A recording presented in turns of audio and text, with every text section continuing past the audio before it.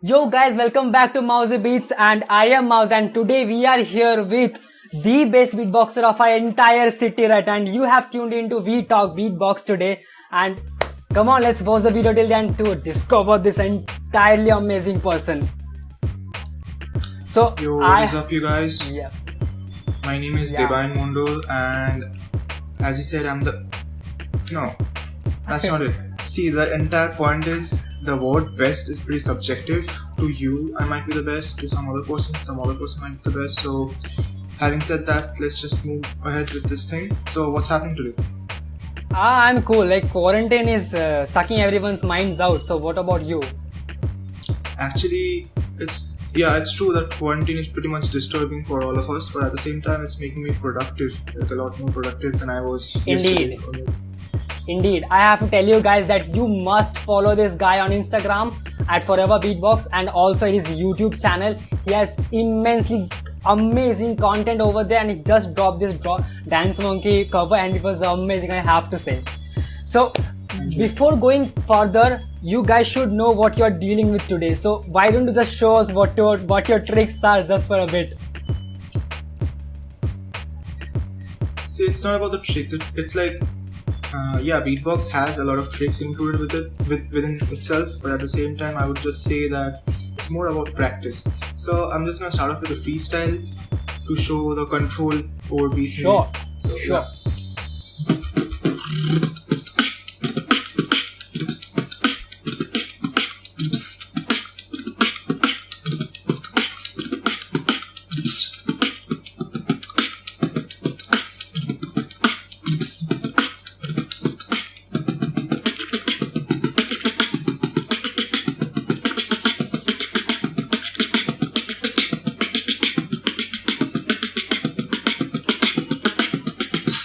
Dude.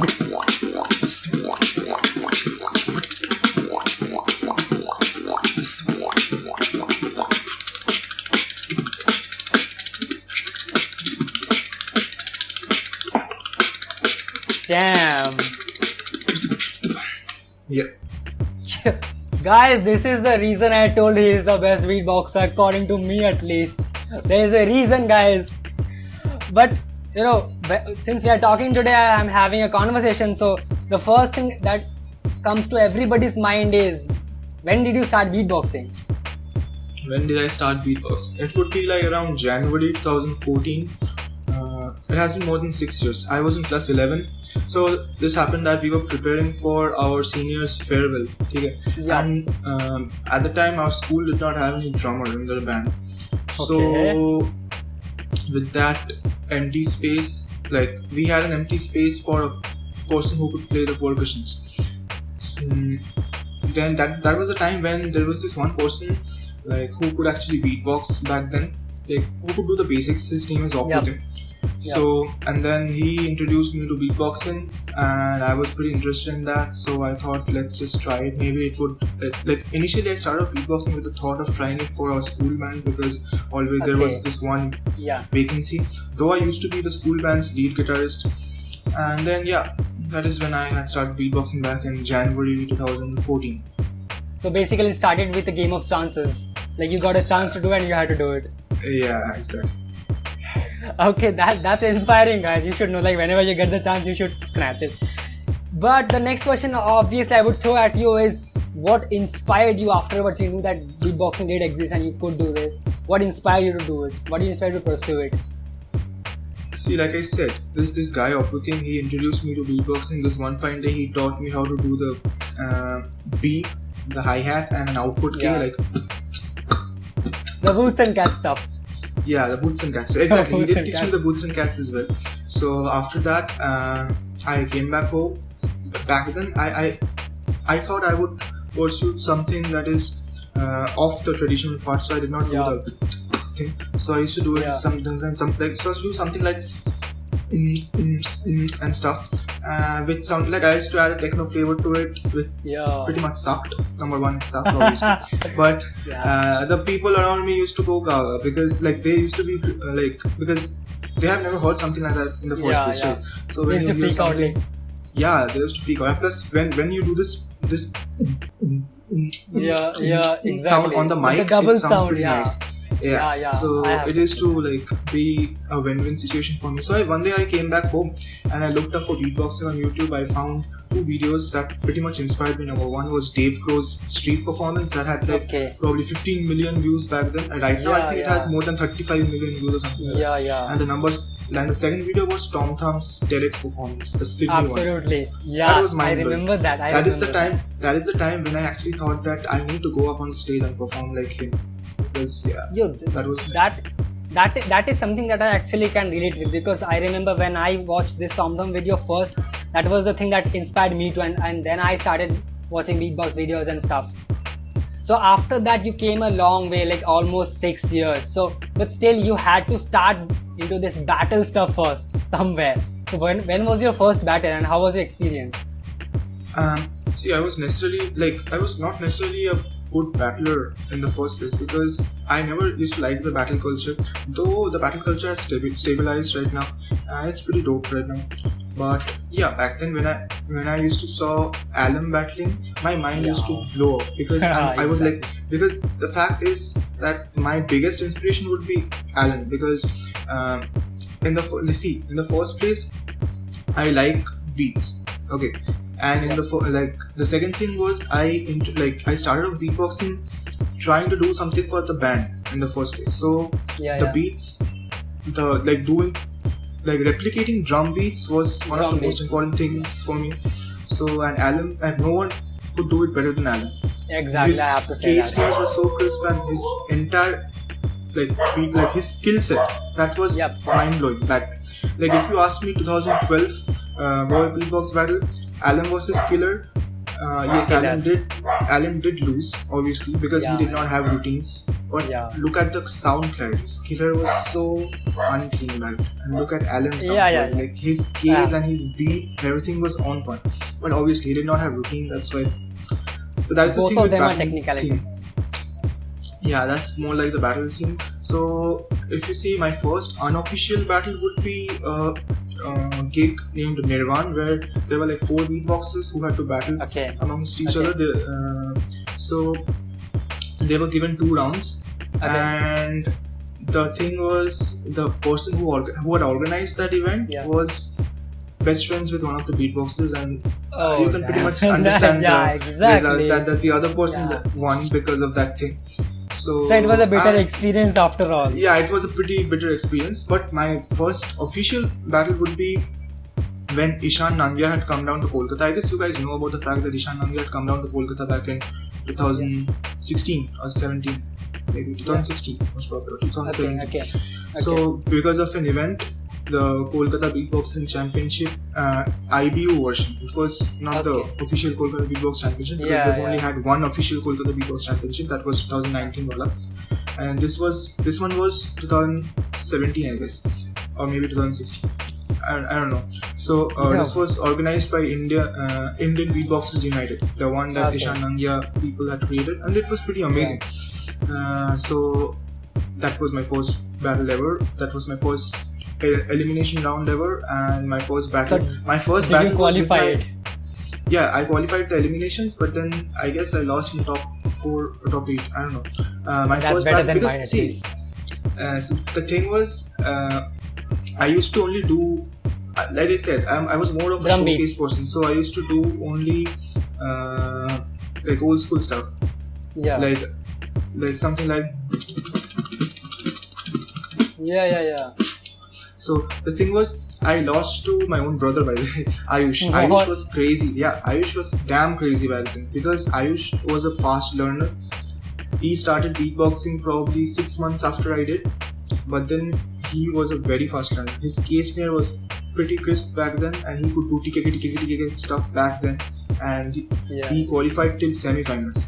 But he indeed is a great beatboxer. He's a great beatboxer. Like, I remember when I went to your Beatbox project volume 2, and he won the whole battle. It was great. So were you there for the Beat Project Volume 1? The person who won Beat Project Volume 1 was someone named Orko Sengupta. So he had won the in like IBU thing back then. He had his finals with Ayush, So yeah. Yo, that was a crispy journey actually. That was an actual crispy journey.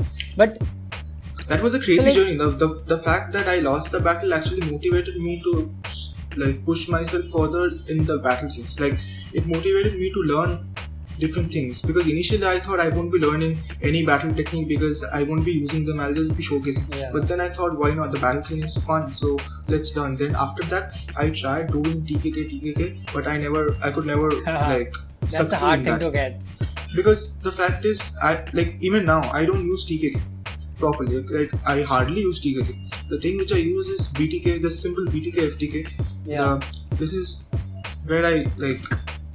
Yeah, this is where I created a difference between like my style and someone else's style, because other people, they use like something like, you've often seen people using Yeah. they're using TKK, right? It's like, yeah, exactly. right now I can do TKK after such a long time, but but I would always prefer doing BTK because I have like I could generate better power control. Not only, definitely better control, at the same time better power, because at that time when I was demotivated because I could not do TKK, so I tried to master my BTK. I mastered my BTK to such an extent that I can take my BTK skills to this speed. Like a normal person would do BTK like but like having said that, I'll just show you my speed of BTK. It'll go like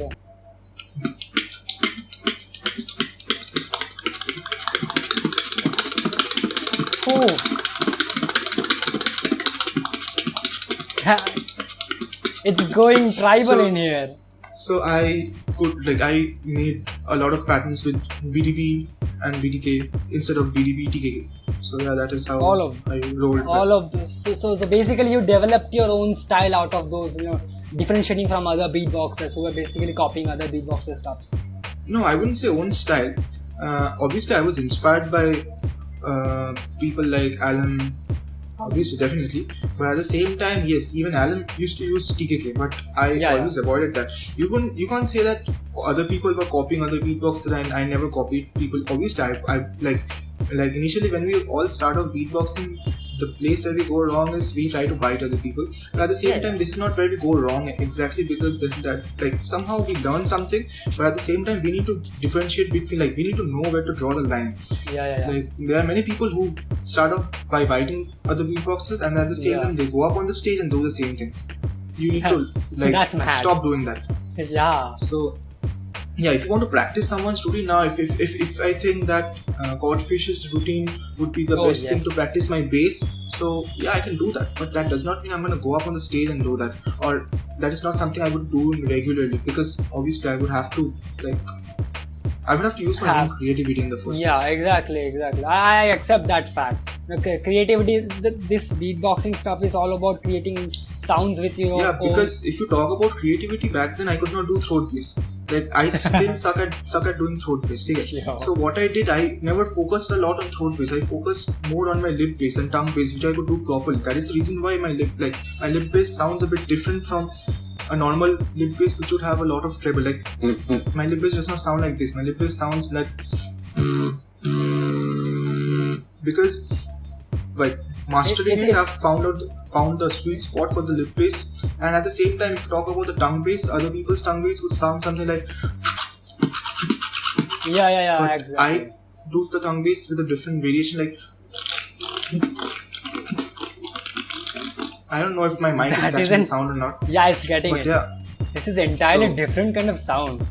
Yeah, because that is the thing. It's like I always believed in using your weakness as your greatest weapon. So that is how I move forward. By weakness, I must say that when you could not master any kind of sound, or you failed a battle, did you ever feel like you should quit beatboxing? No, I never felt like I should quit beatboxing losing a battle or something like that. Rather, it motivated me a lot. It helped me prepare better routines after losing a battle. But yeah, there was this one time when I used to have a lot of breathing problem because of my disease, that is COPD. I think you know what COPD is, right? Chronic obstructive pulmonary disorder. It's like it's more like asthma. So because of that, one day I thought that I never thought if I should quit beatboxing. I thought, do I need to quit beatboxing, or would I have to quit beatboxing for this? But then that does not stop it anyway. No, I absolutely support that, because I remember when I was on that battle that day, you were doing this showcase after the whole battle, and somebody was shouting, "Debayan, do you have 10 lungs or something?" yeah. Even though you have COPD. Yeah, back then I used to do a lot of drags. So yeah, my drag game has pretty much it did not improve.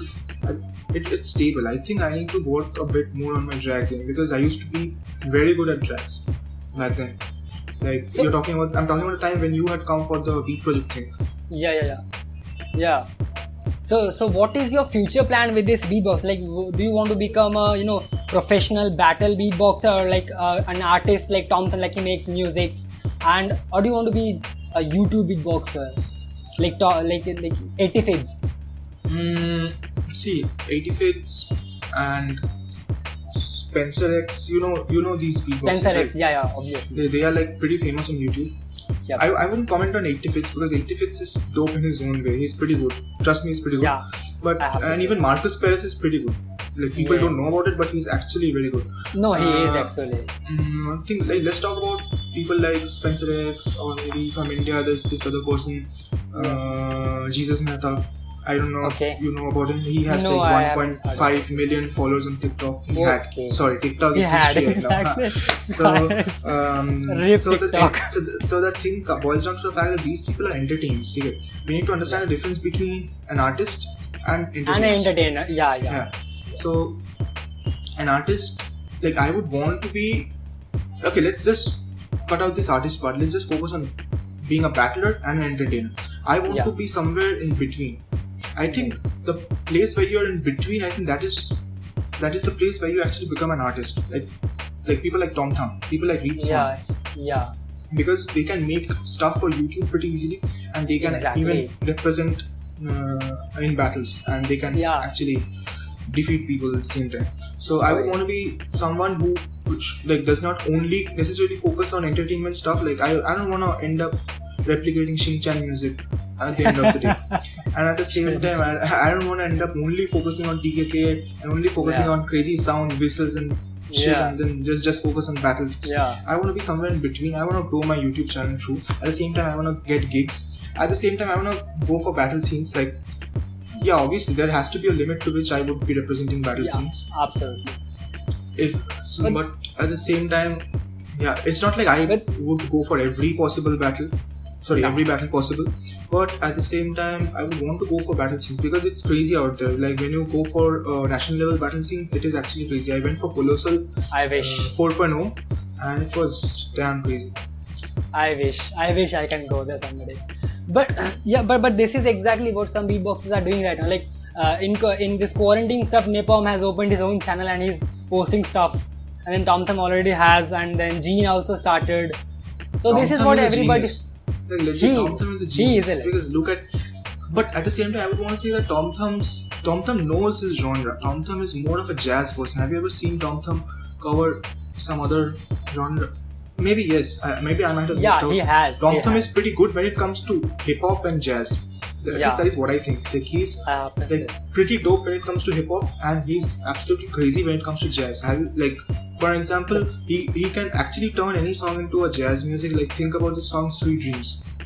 Okay. Sweet Dreams initially is more of it's more of an EDM song, I guess. Like, Dun, dun, dun, dun, dun, dun, dun. The beat goes like but Tom Thumb actually converted the entire thing into a jazz music, and that is like pretty brilliant. He is a juxtaposition of beatbox knowledge and musical knowledge, proper musical knowledge. He's a proper musician. Even Gene is also a proper musician. And even MB14. Like, these people, MB14 is great. His vocals are great. I don't know how he does that. I think these people, they all know what they're good at. It's not like Tom Thumb is more of a versatile person, Gene is more of a versatile person. MB14 is also pretty versatile, but think about their strong parts. Like, MB14 would actually kick asses when it comes to like a proper showcase. That's like a proper chill showcase. Have you ever heard about MB14's loop station performances? Yeah. They are so crazy that they start off with something low, and then there's a huge build up sort of a thing, and then Yeah, like MB14 does not believe a lot in drops and stuff. If you have noticed, MB14 is not like the kind of a person who would drop out like. He's more like the details. He's more like details. He wouldn't do something like that. He's more like a even like there is a difference between MB14 and Sao, right? Yeah, exactly. But yeah, both of them are great at their own stuff. But exactly, that is the thing. You need to understand what you're good at. I'm not saying stop being versatile. Obviously, you need to be versatile.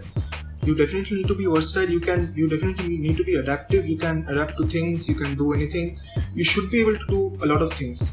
There should be versatility and dynamics should be great. But at the same time, you need to know what you're good at. So, because at least it's like try to master one thing properly first, then focus on other stuff rather than focusing on all stuff thoda thoda karke. It wouldn't like be a great thing. Absolutely. It looks like I have to work a lot on my good stuff right now. But now the most crispy kind of question that ever comes to a beatboxer. लड़की कितने पटा है beatboxing से? That is like that is a weird question, but at the same time, yeah, that is true. Like, see, I never started out beatboxing for the purpose of like impressing people. Though a lot, like nowadays we see a lot of people who start out beatboxing so that they can only impress people and stuff. So that's just ridiculous. But at the same time, yeah, if you like this entire concept, ladki patana, it comes, it follows suit with your skills and abilities, right? Yeah. So I wouldn't say I actually impressed a lot of people. Rather, like I had been successful in impressing guys more than girls, honestly. like after gigs, guys would come down to me and say like, "Oh, yo, can I take a picture with you?" Because like even though like if I like a few days back I saw that like in the streets this guy came up to me saying, "Yo, can I take a picture with you? I'm a huge fan of yours." But I've never seen a girl come up to me and say, "Yo, can I take a picture with you?" No. That is so anticlimactic. So it's contrary. I have impressed more guys than girls while beatboxing. So that's a weird thing, but that is true. That's fact. Everyone out there who's aspiring for becoming a beatboxer just to लड़की पटाने के लिए छोड़ दो भाई, छोड़ दो, लड़के ज़्यादा पड़ जाएंगे. That is where they're going wrong. That's a pretty weird concept. Like I know many beatboxers who started off beatboxing the first day before learning. They wanted to learn how to do a lip roll or how to do Whatfish's routine or how to do this or that. I find it irritating. And when they could not do it, they could simply quit. So that's what the entire scene is, right? If you do not start off with the basics, you cannot move forward properly. So if you cannot move forward properly, you feel like quitting. The answer, the question that you asked me before, have you ever thought about quitting? No, because I knew where my roots are at. Many people who do not know where their roots are at, they often think about quitting because they cannot progress without they cannot progress at the rate they should. It's always a better option to train for 6 months and only do it's always a better option to only do this rather than doing and get a messy sound. That is ridiculous.